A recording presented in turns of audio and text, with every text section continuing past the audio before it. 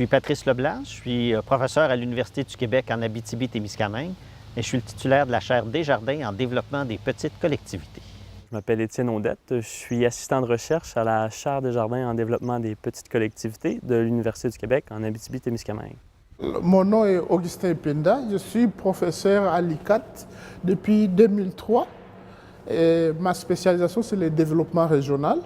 J'ai étudié à Rimouski, je suis chercheur à la chaire Desjardins en développement des petites collectivités et je suis aussi chercheur au CRDT, c'est-à-dire les centres de recherche sur le développement territorial. Alors, je me nomme Denis Moffett, je suis directeur régional du ministère des Affaires municipales et de l'occupation du territoire pour l'Abitibi-Témiscamingue. La chaire Desjardins, c'est donc une chaire de recherche, c'est la plus ancienne chaire de recherche de l'UQAT. Elle fête cette année son 20e anniversaire. Et ce sur quoi on travaille, c'est le développement des collectivités rurales. Donc, on essaie de voir quelles sont les dynamiques qui se passent dans ces milieux-là, qui peuvent nous permettre de comprendre ce qui s'y passe et quelles peuvent être des pistes d'avenir pour elles. La chaire Desjardins, donc, on s'intéresse à plusieurs champs de recherche. Par exemple, toute la question des questions démographiques, par exemple, les questions économiques, les questions des services aux collectivités. Ça fait que les étudiants qui viennent travailler avec nous, c'est des étudiants qui viennent d'une façon générale du domaine des sciences sociales. D'une façon plus précise, on a des étudiants, par exemple, qui font des maîtrises en gestion des organisations qui sont chez nous, ou des maîtrises en sciences sociales ou en travail social. Alors, les sujets dont on va discuter aujourd'hui, c'est des sujets sur lesquels la chaire Desjardins s'est donc penchée d'une façon plus en profondeur, je dirais, dans les dernières années ou même les derniers mois. Alors, une des premières thématiques, c'est la question de la gouvernance territoriale. Donc, on a voulu réfléchir, analyser comment est-ce que les petites collectivités étaient capables de s'organiser entre elles ou s'organiser elles-mêmes pour gérer leur territoire, pour voir un petit peu comment est-ce qu'elles pouvaient prendre elles-mêmes les décisions quant à leur avenir. La deuxième thématique, c'est plutôt la question de la propriété des terres. On sait qu'au Québec, puis en Abitibi-Témiscamingue notamment, il y a eu beaucoup de questionnements à savoir est-ce que les gens de l'extérieur viennent acheter nos terres, notamment les terres agricoles. Et donc, on a réfléchi à la chaire Desjardins, on a essayé de comprendre le phénomène en Abitibi-Témiscamingue, voir dans quelle mesure, est-ce que c'était bien les gens de la région qui étaient propriétaires des terres, que ce n'était pas des gens d'ailleurs, même des gens pensaient que c'était des gens de la Suisse, par exemple, qui étaient propriétaires des terres. Quand on veut comprendre ce qui se passe en milieu rural, c'est bon d'avoir un portrait. Donc, c'est aussi une des thématiques qu'on a abordées à la chaire Desjardins, essayer de faire des portraits socio-économiques, sanitaires, un petit peu de ce qui se passe en milieu rural. Donc, c'est une troisième thématique. Et puis, la quatrième thématique dont on va discuter, c'est le projet qu'il y a à Malartic. Donc, Malartic est une petite municipalité, 3000 habitants à peu près. Il y a une grosse mine qui est venue s'installer dans le milieu de la ville. On a déménagé un quartier. Bien, la chaire Desjardins a voulu comprendre les impacts de l'implantation de cette mine-là sur la population, sur leur qualité de vie notamment. Une des thématiques sur lesquelles la chaire Desjardins travaille depuis quelques années, c'est toute la question de la gouvernance territoriale. Comment est-ce donc que des villages travaillent ensemble ou travaillent eux-mêmes sur la question politique, sur comment est-ce qu'ils s'organisent les uns les autres. Et il y a deux projets sur lesquels la chaire travaille depuis quelques années qui sont particulièrement intéressants à ce niveau-là. C'est d'abord un projet dans la MRC de Bellechasse, qui est une MRC tout près de la région de Québec. Et c'est donc 4 villages qui sont dans une partie plus montagneuse du territoire, qui ont décidé de travailler ensemble. Donc, plutôt que de travailler chacun de leur côté, ils ont dit, pour gérer notre territoire, on va se mettre ensemble. Et ils ont créé un truc qui s'appelle la contrée en montagne. Et c'est donc 4 villages qui sont associés et qui gèrent collectivement leur territoire. Et des exemples de résultats que ça a donné, ils ont par exemple décidé il y a quelques années d'organiser les loisirs d'été pour les enfants. Alors, au lieu plutôt que de faire des activités dans chacun des villages, puis que chaque village prenne ça indépendamment, ils ont décidé de faire ça ensemble. Donc, le lundi, tous les enfants sont regroupés dans un village, le mardi dans le deuxième, mercredi dans le troisième et le jeudi dans le quatrième village. Puis le vendredi, les enfants sont chacun dans leur village respectif. Et ce qui est intéressant de ça, c'est qu'ils ont donc pu utiliser les infrastructures de loisirs propres à chacun des villages qu'il n'y avait pas dans chacun des villages. Par exemple, il y a un terrain de balle dans un des villages. Bien, cette journée-là, ils vont plutôt faire des trucs dans le terrain de balle. Tandis que, par exemple, le lendemain, ils vont dans un village où il y a une petite rivière puis il y a des canots, donc les enfants vont faire du canot. Donc, c'est un exemple d'organisation collective, de gestion du territoire qui a des effets bénéfiques.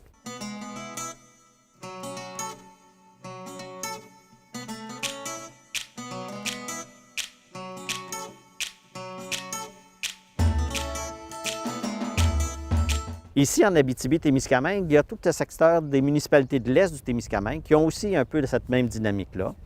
C'est des municipalités dévitalisées qui ont dit, au lieu d'essayer de se ressortir la tête de l'eau, si je peux dire, chacun de notre côté, on va se mettre ensemble.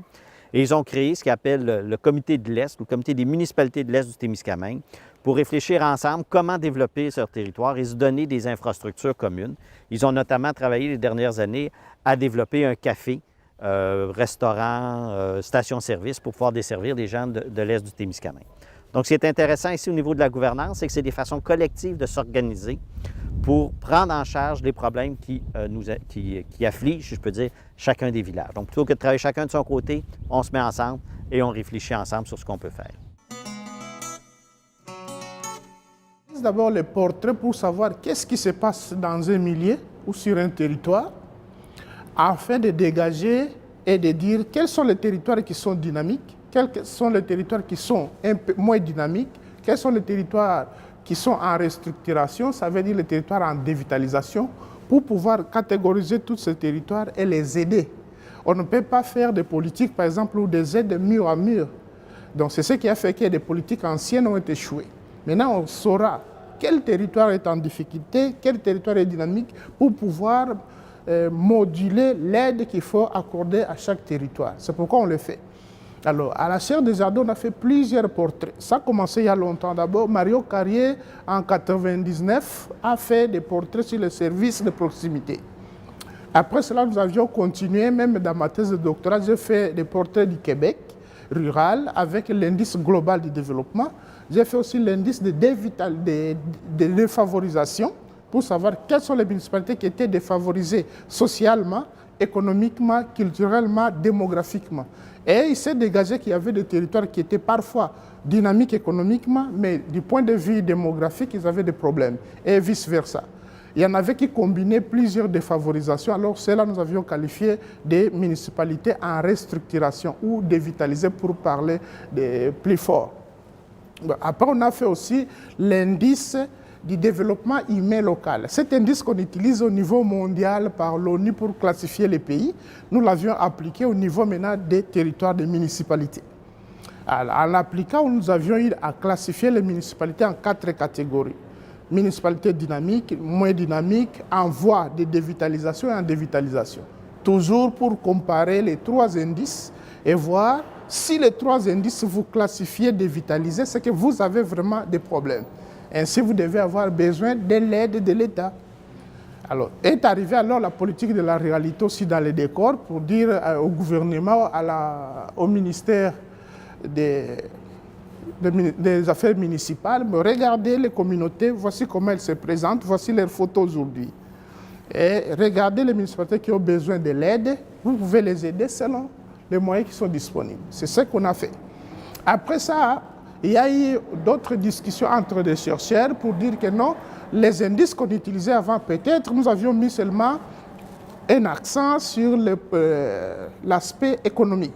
Il va falloir diversifier, regarder l'aspect maintenant démographique, l'aspect culturel, parce qu'il y a des municipalités dynamiques culturellement, touristiquement, etc. Alors, on a fait un autre indice qui s'appelle l'indice synthétique de la dynamique territoriale, ICDT, à l'honneur des CRDT qui avaient financé la recherche. Et on a comparé alors la ruralité et l'urbanité québécoise. Ce sont ces indices-là qu'on a fait jusqu'à présent. En même temps, on a fait aussi des portraits sur des territoires. Par exemple, les Lebel-sur-Quévillon, est-ce que ça va ou ça ne va pas? Tout le monde pensait que à Lebel-sur-Quévillon, il y a beaucoup de pauvreté, mais on a trouvé l'une des municipalités qui avait un revenu le plus élevé au Québec. Mais il y avait d'autres problèmes, par exemple la fermeture de l'usine. On a fait aussi les portraits, par exemple, de ce que les gens pensaient à Malartic, de ce que les commerçants, les hommes d'affaires, les gens d'affaires donc pensaient à Malartic. Donc on a fait des portraits comme ça. Jusqu'à regarder actuellement, on a un projet sur ce qui se passe au niveau des détresse psychologiques. On a aussi l'environnement, la santé des gens. C'est des portraits comme ça qu'on fait chaque fois pour savoir d'abord qu'est-ce qui se passe, pour pouvoir quoi faire, quels sont les projets et quel est l'avenir. On a travaillé avec plusieurs partenaires. Les premiers partenaires dans nos recherches à la Chaire des Jardins, c'est le CRDT, le Centre de recherche et de développement territorial, qui unit toutes les universités du Québec, à Rimouski, à Outaouais, un peu de Trois-Rivières et puis à Chicoutimi. Alors, c'est les premiers partenaires en matière de recherche, les CRDT. Le deuxième partenaire, c'est l'Observatoire de l'Abitibi-Témiscamingue, avec qui nous faisons parfois des rencontres, nous traitons beaucoup de sujets sur ce qui se passe en Abitibi. Troisième partenaire actuel, c'est l'Agence régionale des services sociaux et de la santé. Nous travaillons ensemble pour faire les portraits. Avec l'Agence régionale de la santé et des services sociaux, qu'est-ce que nous avions fait? Nous avions fait ce qu'on appelle le tableau de bord. Et les tableaux de bord, nous regardions dans chaque municipalité. Ah, cette municipalité, vous êtes fort dans telle affaire, vous avez des faiblesses dans telle affaire, voici vos projets, qu'est-ce que vous pouvez faire pour l'avenir? Donc, on a fait ce genre de collaboration. Nous avons aussi des partenariats avec le ministère des Affaires municipales et l'occupation du territoire. Aujourd'hui, ça a changé de nom, mais c'est comme ça qu'on l'appelait dans l'État. Nous avons beaucoup de partenariats et chaque fois, nous avons des discussions pour travailler sur ce qui se passe dans les milieux ruraux surtout. La chaire a eu une influence très importante dans ses 20 ans de présence. D'abord, elle a travaillé sur des problématiques qui sont très importantes pour les petits milieux. Et comme elle est proche de ces milieux-là, elle a pu documenter des questions qui étaient super importantes, comme par exemple le maintien des petites écoles, le maintien des services de proximité dans les territoires, la gouvernance locale, la façon de travailler le développement, des choses qui touchent vraiment la vie des petites collectivités de façon très, très précise, très pointue, et qui sont des problématiques qui sont très présentes ici, mais qui ont aussi des influences dans les autres régions du Québec, parce qu'elle a des contacts et du travail qu'elle fait sur les mêmes problématiques ailleurs au Québec aussi.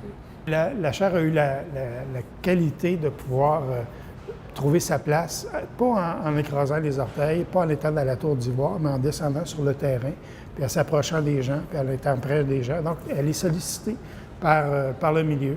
Et le travail est fait en collaboration. Dans certains cas, c'est la chaire qui va voir parce qu'elle a une idée d'un projet. Dans d'autres cas, c'est le milieu qui sollicite la chaire pour intervenir sur une question qui la préoccupe. Puis ça a toujours été dans une dynamique comme ça.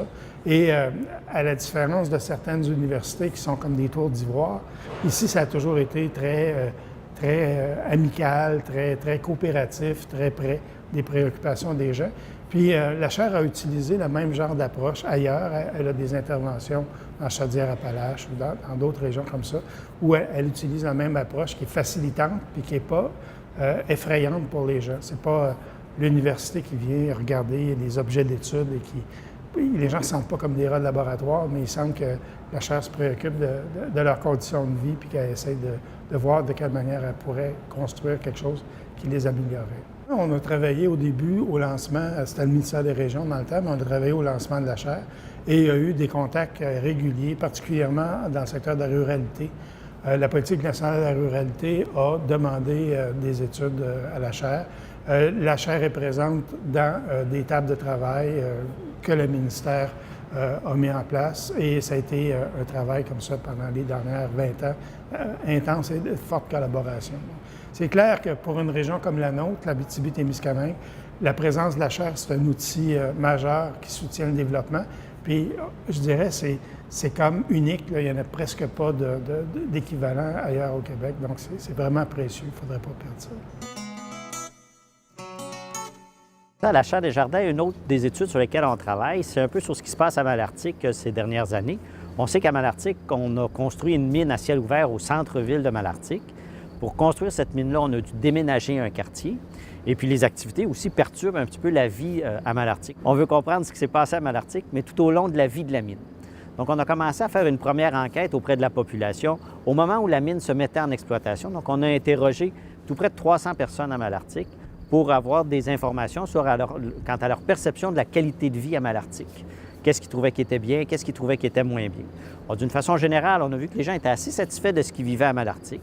Il est certain que plus on se rapprochait des gens qui vivaient proche de la fosse, la qualité de vie était perçue plus négativement, mais que d'une façon générale, les gens étaient contents de leur vie à Malartic. Même les gens qui avaient été déménagés étaient assez contents. Ils trouvaient que la vie, c'était un endroit propice pour élever des familles, que les services scolaires, par exemple, étaient de bonne qualité. Donc, d'une façon générale, les gens sont contents, mais ça ne veut pas dire qu'il n'y avait pas des soucis. On a constaté qu'il y avait quand même, d'une façon assez étrange, près du tiers de la population qui se disait « Bien, si j'avais l'occasion, je déménagerais de Malartic. Je ne resterais pas à Malartic, j'irais ailleurs. » Il y avait aussi un niveau de détresse psychologique un peu plus élevé à Malartic que ce qu'on constatait dans d'autres municipalités de la région. Puis les gens avaient aussi des préoccupations quant à la poussière, au bruit, notamment qu'on avait à Malartic. Puis il y avait aussi un peu des préoccupations au niveau environnemental. Là. Il y avait aussi des sautages là, qui les inquiétaient, voire un peu pour les effets négatifs de ça. Alors ça, c'est ce qu'on a vu en 2011. Et maintenant, on veut poursuivre l'étude. On voudrait refaire la même enquête en 2016 pour voir si ça a changé, si les perceptions des gens ont changé autour de ce qui se passe à Malartic. Une fois qu'on a fait cette étude-là, il était important pour nous à la Chaire des Jardins des rendre publics. Alors, une des choses qu'on a fait, c'est qu'on a organisé une soirée publique, grand public, à Malartic, à la salle McLab, pour présenter les résultats. Alors, de mémoire, il y avait une centaine de personnes à peu près qui se sont déplacées. Et puis, on a présenté pendant 20 minutes, une demi-heure, l'ensemble des résultats de notre recherche avec des tableaux qui les expliquaient. Puis ensuite, on a eu une discussion avec les citoyens, on en a parlé avec eux. Donc, il était important pour nous que les résultats ne restent pas juste à la Chaire des Jardins, mais qu'ils puissent être servir ou en tout cas être mis à la disposition, je peux dire, des citoyens et des citoyennes de Malartic. Puis, on avait aussi préparé un document synthèse avec des photos, des dessins en couleur, etc., qu'on a imprimé puis qu'on a distribué dans toutes les boîtes à lettres de Malartic aussi. Alors, on a donc rendu public notre étude en espérant que ça serve aux gens de la municipalité. Au long du processus, nous, on a cherché à garder quand même une certaine forme d'indépendance. On ne s'est pas trop associé avec la mine, puis on ne s'est pas trop associé non plus avec la ville. Mais il est certain que tout au long, ils étaient intéressés par ce qu'on faisait. Donc, quand on a publié nos résultats, bien, ils se sont intéressés à ce qu'on avait. Eux aussi, de leur côté, font leurs propres études. Alors, des fois, ça confirmait, des fois, ça allait un peu à l'inverse de ce qu'ils disaient. Mais d'une façon générale, ils ont trouvé ça intéressant qu'il y ait une source plus neutre, d'une certaine façon, qui fasse ces études-là et qui produisent des résultats. À Malartic, en fait, nous, ce qu'on souhaite, c'est d'obtenir du financement pour refaire l'étude en 2016, donc 5 ans après la première étude, pour pouvoir suivre l'évolution. Donc là, on travaille sur à trouver du financement. Mais entre-temps, on a fait d'autres études. On a fait des études notamment sur l'offre commerciale à Malartic, pour voir un petit peu les transformations qu'il y avait là. Et on travaille avec l'Agence de santé aussi sur un certain nombre de projets. Par exemple, l'Agence de santé a fait une étude sur le fait qu'on va déplacer probablement la 117, puis qu'on va créer une nouvelle fosse, qu'on va agrandir la fosse à Malartic. Donc, l'Agence de santé a fait une étude, puis on a été associé à ça aussi. Donc, notre étude fait en sorte aussi qu'on collabore maintenant avec d'autres organismes qui font des études à Malartic. Attardé à la propriété privée des terres en Abitibi-Témiscamingue, ça origine, entre autres, de la question de l'accaparement des terres, qui est un peu un phénomène au confluent de deux autres phénomènes mondiaux.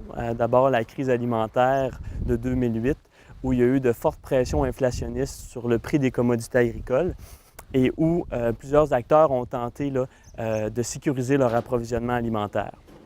Ensuite, il y a eu évidemment la crise financière de 2009 qui, avec l'écroulement du marché immobilier américain, a amené plusieurs investisseurs institutionnels, notamment les fonds de retraite, à regarder ailleurs pour d'autres types d'actifs, notamment les actifs agricoles là, qui agissaient un peu comme valeur refuge. Alors, on s'est intéressé un petit peu à la question des terres dans ce sens-là. Alors, on a été mandaté par le ministère des Affaires municipales et de l'Occupation du territoire et aussi par la Conférence régionale des élus de l'Abitibi-Témiscamingue pour dresser un portrait de la situation des terres en Abitibi-Témiscamingue.